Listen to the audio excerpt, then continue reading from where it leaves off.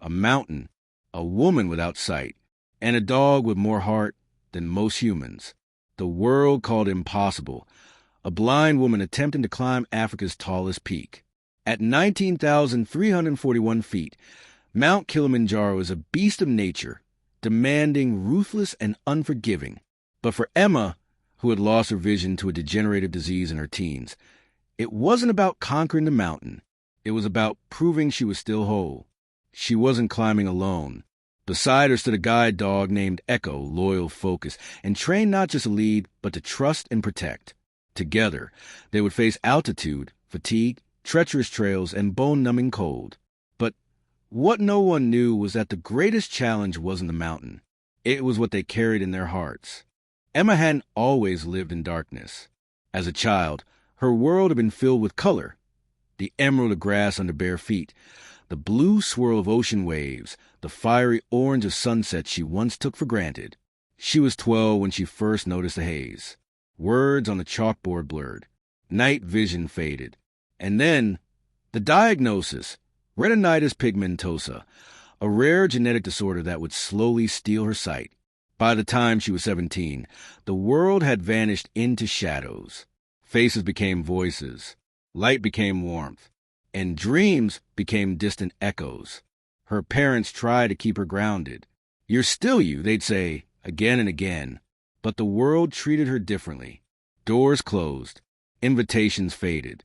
Emma, once a sprinter on her school's track team, was now navigating curbs with a white cane and counting steps to find her way through the grocery store. And yet, a fire still lived inside her. That fire had a shape, a mountain, Mount Kilimanjaro.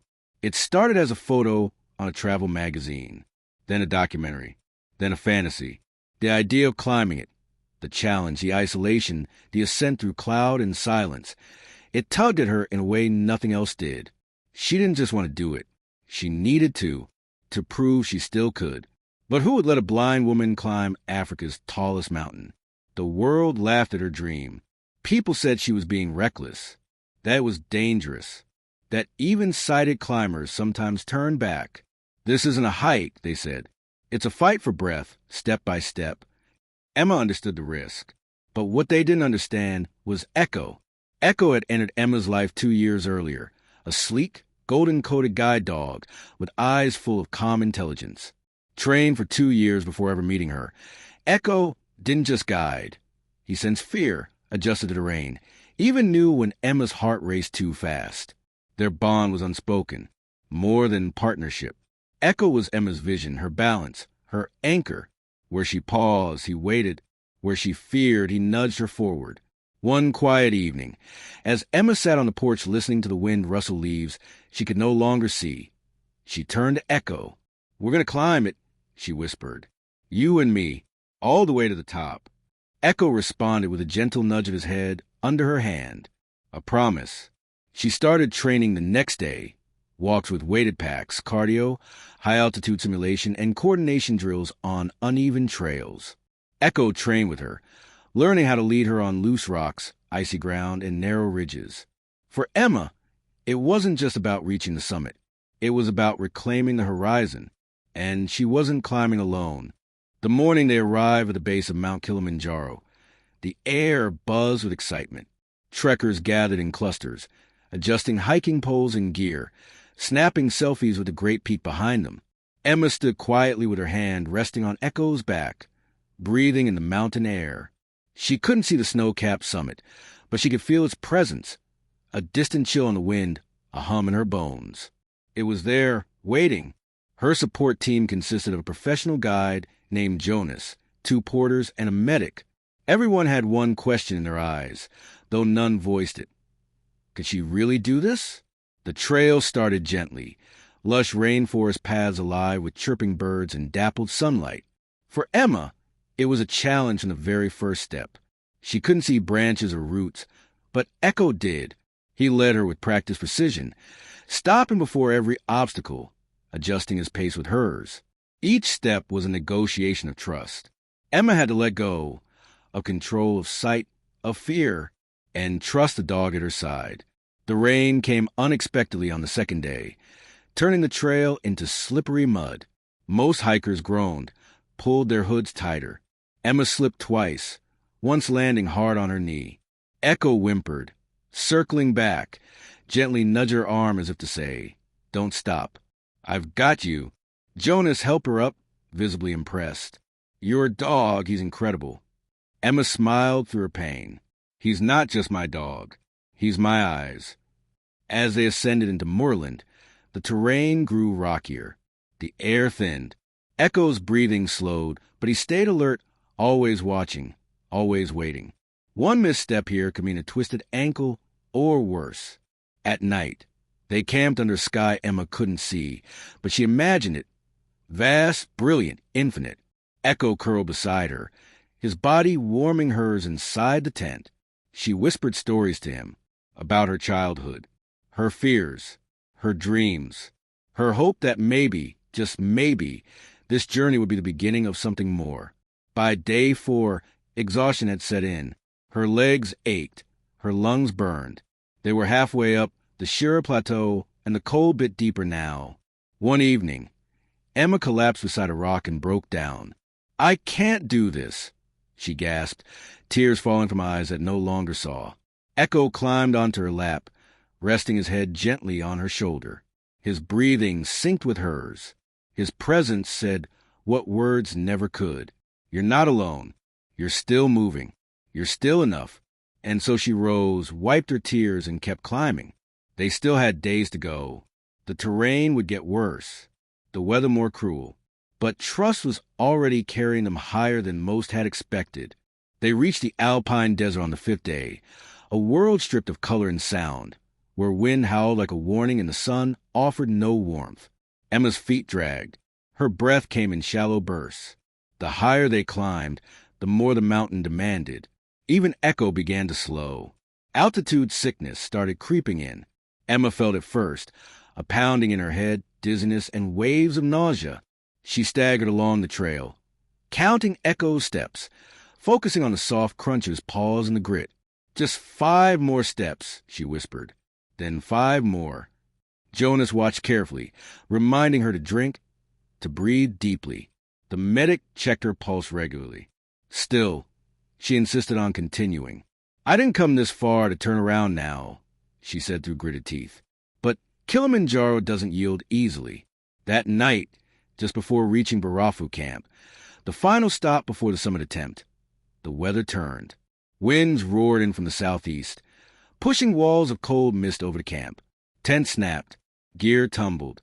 The temperature dropped fast. Echo stayed pressed against Emma the entire time, refusing to eat, his eyes locked on her face. Her lips turned blue. Her fingers trembled uncontrollably. Jonas and the team wrapped her in thermal layers, speaking in low, tense voices. "Maybe we wait it out," someone said. "No," Emma whispered, shaking her head. "If I sleep now, I won't wake up in time."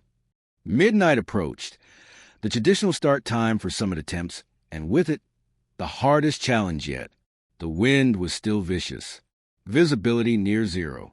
The trail ahead climbed steeply, zigzagging across frozen scree fields with only headlamps and sheer determination to guide the way. Emma's body screamed for rest. Her knees buckled more than once. But she never let go of Echo's harness. Echo, trained for years but never pushed this far, began guiding her with pure instinct. He nudged her left to avoid loose stones. He leaned into her when her balance faltered. When she hesitated, he tugged gently forward, anchoring her to purpose. Hours passed. Darkness consumed everything except the narrow beam of her headlamp, and Echo's golden silhouette ahead of her. Jonas checked in constantly, but he knew now. It wasn't him who was keeping her going. It was the dog. At one point, a blast of wind nearly threw Emma off the trail. She stumbled backward, teetering near the edge. Echo lunged. His teeth gripped the harness strap and pulled her down, toward him, toward the center, towards safety. His body braced hers until Jonas rushed to steady her. And then Echo did something unusual. He whimpered, not from fear, not from pain, but from sheer emotion, the kind that transcends words, only understood by those whose hearts beat in sync. That night, they didn't reach the summit. But they survived the storm. And that survival, shared, earned, held together by love and trust, was already its own kind of victory. Dawn arrived like a whisper, casting soft hues of orange and pink over the mountain's icy ridges. The storm had passed. In its place came an eerie stillness, a fragile peace that hung between exhaustion and hope. Emma sat outside her tent, bundled in every layer she owned. Her face was pale, her lips cracked, her eyes closed, but her fingers never stopped tracing Echo's fur. He lay by her side, breathing heavily, tired but alert, always alert. The camp buzzed with quiet movement. Other climbers who had turned back were preparing to descend. Some congratulated each other just for making it to this altitude. But Emma, she wasn't done yet. Jonas approached, a concerned look on his face. We can still head down today. No shame in it. Emma opened her eyes slowly. How far is the summit? About 5 to 6 hours, depending on pace. It's steep. It's brutal. You'll need every bit of strength you have left. She looked down at Echo, who lifted his head and met her gaze. I don't want to be carried up, she said. I want to walk it. With him. Jonas hesitated, then nodded. Then we climb. They began the final ascent just after sunrise. Each step was a battle. The trail to Uhuru Peak, the highest point on Mount Kilimanjaro, was a relentless incline of ash and stone. The altitude pounded Emma's head like a drum. Her muscles screamed in protest. The cold bit deep into her gloves. But she kept walking, because Echo kept walking. They fell into a rhythm, breath, step, breath, pause. Echo moved forward carefully, sensing the terrain before her foot ever landed. When she slipped, he leaned. When she swayed, he waited. There were no crowds here, no noise, just the wind and the quiet crunch of boots on volcanic gravel. As they neared Stella Point, a key milestone just short of the summit, Emma collapsed to her knees. Her oxygen was low, her face buried in her gloves. Emma, Jonas said, kneeling beside her, we're close, but we need to go now or we don't go at all. She didn't respond. Echo did. He placed a single paw on her leg. Just that. Nothing more. But it was enough. Emma looked up, tears brimming in eyes that hadn't seen light in years. You're right, she whispered. I didn't come this far to almost do it. With Jonas's help, she stood.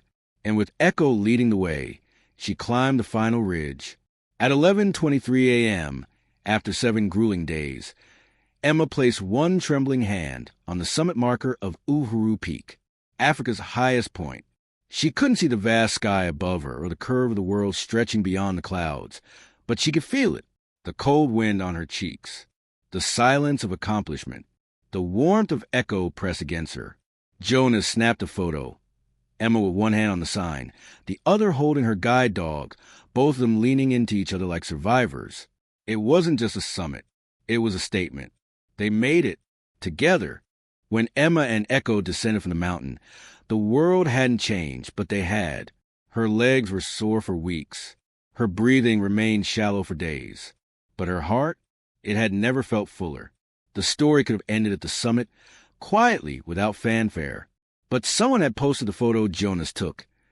Emma standing on the roof of Africa, hand on the marker, Echo beside her like a lion-hearted shadow. The caption read, She climbed Kilimanjaro blind, with her guide dog, step by step, inch by inch, heart by heart. The photo spread like wildfire. Within days, it was everywhere, shared by hiking groups, disability advocates, national news outlets, and millions of strangers who felt something shift in their chests when they saw it. She wasn't just a climber anymore. She became a symbol. Emma was invited to speak at conferences, interviewed on radio and television, her voice strong yet humble. She never talked about overcoming blindness. She talked about trusting life, trusting herself, trusting a dog who believed in her even when others didn't. Echo didn't care that I couldn't see, she said once in a televised interview. He just knew we had a path to walk. And he walked it with me. Parents of blind children wrote letters. Teachers requested video calls with students. Adventurers and artists with disabilities reached out, sharing their own dreams they'd long buried under the weight of doubt. And through it all, Emma remained grounded. She never forgot the quiet, the storm, the moment she nearly gave up, or the paw that rested on her knee like a whisper from something higher. Echo became a quiet celebrity in his own right. People would stop in parks and cafes just to meet him, to thank him. Children hugged him. Adults cried beside him. But he never acted differently. He was still her anchor, her guardian, her constant. A year after the climb, Emma established a nonprofit, Vision Beyond Sight, an organization dedicated to helping blind and visually impaired people experience adventure, nature, and movement without fear. They funded tandem climbs, trained guide animals, and educated trekking groups on inclusivity and adaptive hiking strategies. The mountain had given her more than a summit. It had given her purpose. One evening, she and Echo returned to the same porch where she had first whispered her dream. This time, she sat taller. The breeze was warm. The world was quiet. "Do you remember?" she asked softly, running her hand through Echo's fur. "When I told you we'd climb it?" Echo, now older, rested his head on her lap. A quiet sigh left his body, one of peace. She smiled. "We did more than climb a mountain. We moved hearts." And as stars blinked silently above, unseen by her eyes but vivid in her soul, Emma knew one truth with absolute certainty. She had not just found the top of a mountain. She had found her voice. And finally, the world saw her for who she truly was.